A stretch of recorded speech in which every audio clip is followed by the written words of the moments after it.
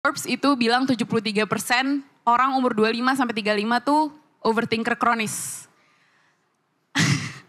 Banyak ya. Tapi gue tuh umur 21, jadi sebenarnya gue masih punya 4 tahun untuk gak overthinking kan. Gue udah mulai grow up, dan banyak orang yang lebih sukses dari gue dan lebih muda dari gue. Orang-orang masih ngira gue relevan gak ya, walaupun nothing new is going on with me. Dan I will do anything untuk update sesuatu setiap harinya supaya orang ngira kayak dia produktif banget sih. Padahal enggak.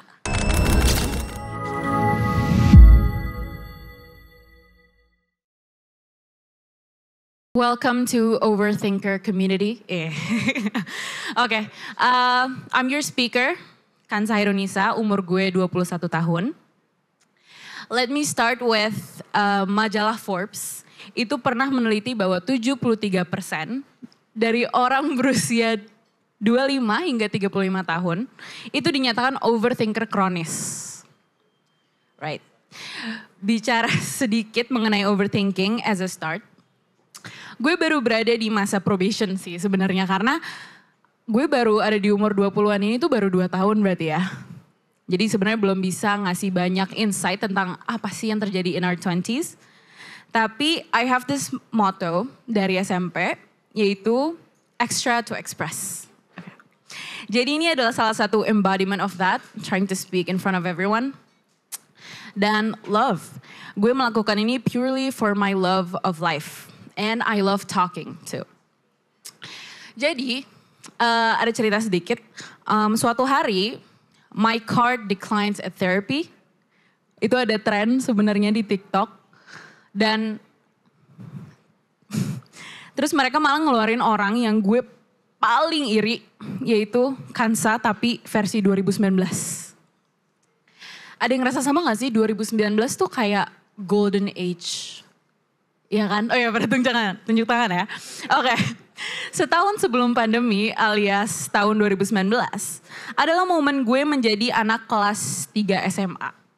Oke. Agit ya, jadi I thrived. I felt like gue dan teman-teman gue itu ada in the top of the world. Dan not knowing that there's going to be a hill alias jurang di beberapa bulan ke depan setelah itu. Karena kan pandemi ya abis itu, jadi everything stopped. Everything went pause. When I was in high school, I was the student council president atau ketua OSIS. I have prepared my speech. Jadi kalau di sekolah gue dulu, satu-satunya perwakilan angkatan yang bisa ngasih speech itu cuma ketua OSISnya aja. Dan gue dulu tuh tipe orang yang ambisius, as we all are. Kalau speaker dia tadi gue dengerin, banyak banget yang ambis. And I agree with that. Waktu buku angkatan ada voting-voting gitu, gue tuh menangnya terambis. Jadi ya self-explanatory ya. Jadi ouch gitu. Karena gue tuh prioritasin banget akademis. Tapi social life pun juga. Belajar iya, main dan coba bergaul juga iya, but no boyfriends. Karena no love life yang bentuknya romantis menurut gue agak mengganggu aja waktu SMA. Dan serius, I feel like my younger self was an icon for me. Karena she was popular, she was smart, and she was confident. Back then gue juga sangat overnight. Juga sangat organized, sorry. I plan most of my things tuh in advance dan gue tahu target gue tuh maunya apa. Gue belajar mati-matian dan I became one of the top students di angkatan gue dan dapat chance untuk ikut kuota undangan di berbagai PTN gitu. Not to flex tapi that happened, but also the goal did not happen. To be completely blunt, ini udah 4 tahun lalu ya. 4 tahun lalu gue kelas 3 SMA. Dan I still overthink it. I'm still sad. Terus gue mikir kayak mau sampai kapan? Mau sampai kapan harus sedih terus? Akhirnya gue cukup move on dengan semua penolakan tersebut dan cari cara lain. Gue akhirnya masuk ke kuliah swasta yang tujuan gue emang mau mendapatkan ilmu serupa apa yang gue inginkan, tapi mungkin di universitas yang berbeda aja. Tapi jurusannya jelas, kampus swasta gue juga itu tinggi di Asia. IP semester gue pun pernah perfect dan not to flex, menurut gue itu sebuah achievement. Ambis masih, dan apparently I I checked most of my box, just in a different place. Not in the university I'm dreaming of back then. But I never got enough. Manusia tuh tidak pernah merasa cukup. As I got older, berjalan di path yang mungkin bukan gue yang merencanakan, I kept thinking it's time to move on. Gue udah mau lulus, kok bisa masih kepikiran kegagalan 4 tahun lalu gitu. The thing is, you will never forget your failure, but you can forgive it. You can forgive yourself and pat yourself in the back. Because she has tried as hard as she can. And gue work hard for all of that. That's an achievement too. But the thing is, overthinking, balik lagi, will bring you ke semua dimensi kegagalan atau ke-anxiousan yang pernah kita alamin sebelumnya. Tadi gue sempat sebut ya, Forbes itu bilang 73% orang umur 25 sampai 35 tuh overthinker kronis. Banyak ya. Tapi gue tuh umur 21, jadi sebenarnya gue masih punya 4 tahun untuk gak overthinking kan. Masih ada 4 tahun lagi dan gue gak ngerti kenapa gue memilih untuk curi start overthinking dari sekarang. Contoh ya, ini contoh simple tapi kocak juga. Gue tuh pernah overthinking gini, ketemu temen di mall pas gue lagi slow living. Jadi kayak bentukannya tuh agak, kurang banget gitu ya. Dan gue lagi pakai outfit yang mungkin kayak it guff outfit gitu loh, bener-bener cuma kaos belel. Dan pasti lo ngeliat kayak, ini temen lama gue nih. Kalau dia lihat gue kayak gini pasti dia ngira sekarang gue tuh kayak gak ada kerjaan. Relate kan? Dan terus gue juga pernah kepikiran hal terkecil. Kayak kalau kita ngepost story di Instagram contohnya. Terus suka ada foto yang ukurannya 3:4. Kan kalau di story itu kan pasti ada frame-nya kan. Bayangin gue sempat kepikiran, kok ada frame hitam sih, kan jelek banget. Harusnya kan itu 9:16. Itu bukan hal yang perlu di overthinkingin. Tapi untuk gue, iya. Jadi kayak gue ngerasa, wah ini orang gak profesional sih dalam sosial media. Kayak ini gak profesional sama sekali. Masa ada frame-nya? Siapa yang peduli? Gue. Gue pernah lagi mau tidur waktu itu. Terus tiba-tiba jam 3 pagi karena gue insomnia. Gue udah di bantal terus mikir. Cookie itu apa sih? Cookie, ada yang tau cookie? Kenapa gue have been accepting it all this time? Kayak kalau lo buka website terus akan ditanya, accept cookies? Terus gue kayak, iya boleh, accept. Itu apa? Gue kepikiran itu terus dan gue kayak, gue ngapain ya? Kayak hal-hal itu tuh sebenarnya gak penting tapi gue pikirin. Dan kalau di Instagram, mungkin gue suka spill fashion or makeup haul. Kali ini gue pengen memberikan my problem haul. Gak penting banget sebenarnya, tapi ini juga oke juga untuk orang-orang dengerin. Yang pertama adalah comparing myself to others. Gue menyebutnya Nothing New Theory. Jadi boleh kalian look up juga. Itu sebenarnya lagu Taylor Swift ya. Mengenai cewek yang tadinya in her prime. Tapi akhirnya dia udah gak terlalu relevan lagi karena banyak newcomer setelah dia. Jadi orang-orang lebih prefer getting to know this new younger girl. Ada satu lirik yang ngomong, how can a person know everything at 18 but nothing at 22? Will you still want me when I'm nothing new? Jadi itu salah satu embodiment bahwa gue udah mulai grow up.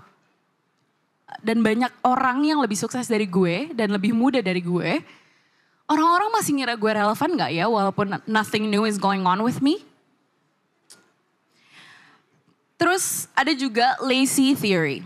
Lazy itu lagunya Olivia Rodrigo. Dia menceritakan tentang orang yang obsesi sama cewek lain dan dia nge-compare dirinya dengan cewek lain tersebut setiap harinya.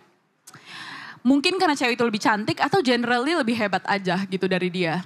And I'm sure every girl has been through that. Comparing yourself with other people yang sebenarnya akan ngabisin waktu lo, cuma we will do it anyways. Menurut gue, lazy itu kan memang nge-compare diri lo dengan cewek yang lebih cantik.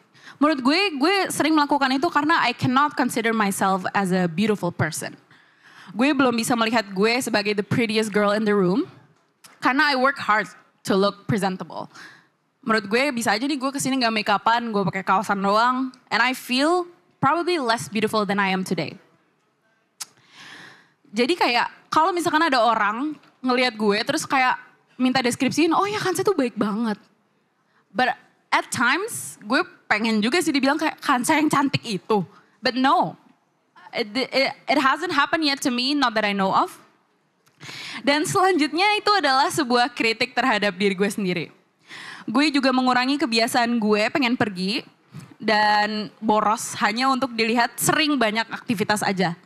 Kayak pasti kita tahu ya, kayak kalau kita lihat di Instagram, terus kayak, kok dia gak ngepost ya? Oh gabut, berarti dia gak ada kerjaannya.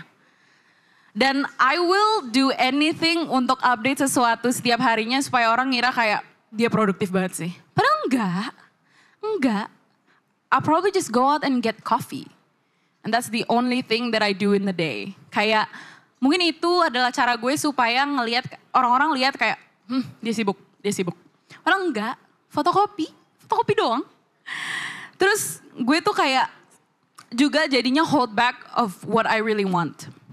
I used to always want to be a writer. Dan gue selalu nulis banyak di jurnal gue tapi secretly. Pas umur 21 lah, gue baru confidently mau memproduksi e-book. Waktu Valentine's Day, because as I say, I love love. Jadi gue celebrate hari itu dengan rilis buku.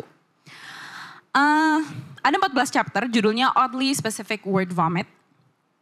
It felt great. So many kind words, compliment datang semua ke gue. Dan pastinya hari itu gue merasa menang. Gue merasa I win, I did my best. But that feeling and that moment of fame only stayed for like 2 weeks. Paling sebulan, paling lama. Dan that's okay. Gue sempet overthinking dan kayaknya gue too much sih kalau gue come back to this kayak gue punya buku gitu. I feel like I'm too much. But the bright side is I actually put my work out in the world. I did it. Dan it's just how I wanted it to be. Dan mungkin audiens yang sedikit, emang. Cuma sedikit is better than none, right? And I don't think that's a fail. Oke, jadi untuk menutup mungkin gue mau bilang, I should stop. I should stop trying so hard to memperlihatkan so much personality. Kayak I have to be unapologetically myself.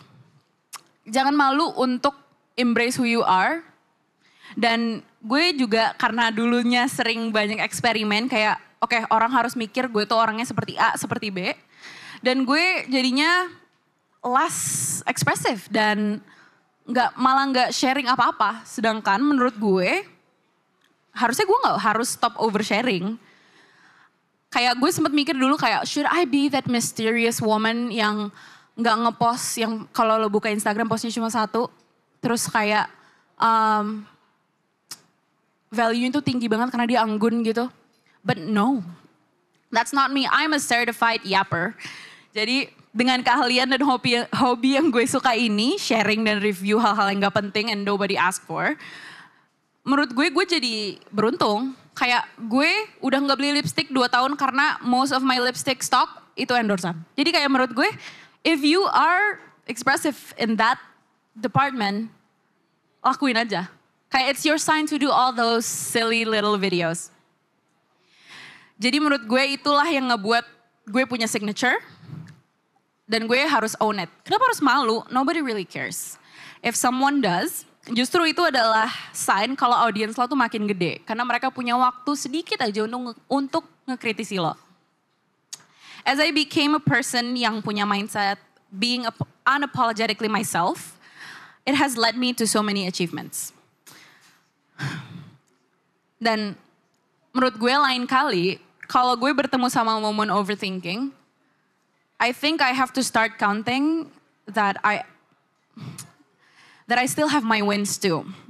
Karena we're still in our 20s. Gue 21, masih ada sekitar 9 tahun lagi untuk melalui hal-hal tersebut. Jadi nanti kalau future kids gue nanya, "Ma, dulu kenapa mama gak mau nyoba bungee jumping?" Karena mama terlalu overthinking, nak. Mama takut merasa too much, mama takut dijudge. It's gonna hold them back. Jadi menurut gue, we should shut up for now. Dan percaya bahwa it's our first time living too. Jadi harus coba sesering mungkin and try to make it worthwhile. Satu pesan penutup, dalam pendapat gue, if you lead life with love, you win. Jadi start to unapologetically express yourself, be extra, karena hidup itu kita nggak tahu kapan berakhirnya dan masih banyak sebenarnya experience yang lo harusnya bisa rasakan. Jadi untuk menutup, ada satu quote yang sangat gue suka, yaitu here's to the fools who dreams, foolish as they may seem. Here's to the hearts that aches and here's to the mess we made. Gue Kansa Irunisa, 21 tahun, terima kasih.